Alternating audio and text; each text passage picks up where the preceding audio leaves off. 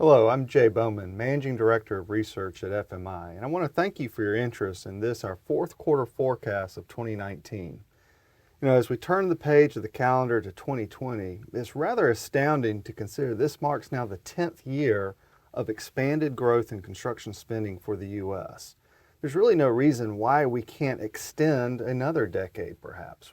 In fact, what I think is probably more of a concern is that 10 years is a great run, but we start to run into capacity issues. So actually, we are forecasting construction spending for the U.S. in total to increase by only about 1% in 2020. The question we get asked a lot is, are you bullish or bearish on the market?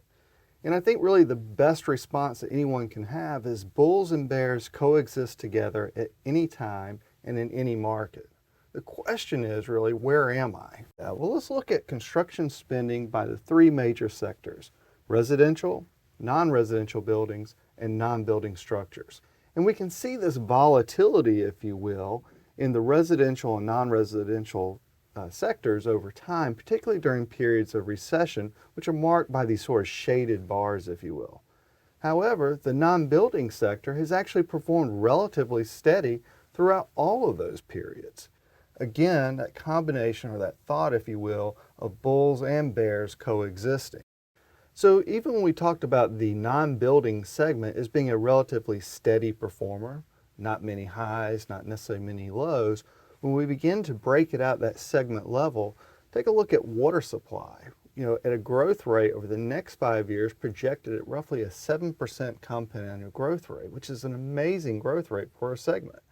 But when you think about the underlying factors, whether it's the capacity constraints we're seeing, more the urbanization of the U.S., which puts further strain on our infrastructure, we can see that that's actually a really great segment. This sentiment index basically just says that anything over a 50 suggests that there is strong optimism about the marketplace, expectations that we will continue to expand. There's a lot more detail you can see about all of these markets and segments in our quarterly forecast, which is available for free download at www.fminet.com. I'd also encourage you to call and speak with either one of our investment bankers or one of our consultants just about the unique dynamics within your own organization, how you can best position for success here in 2020.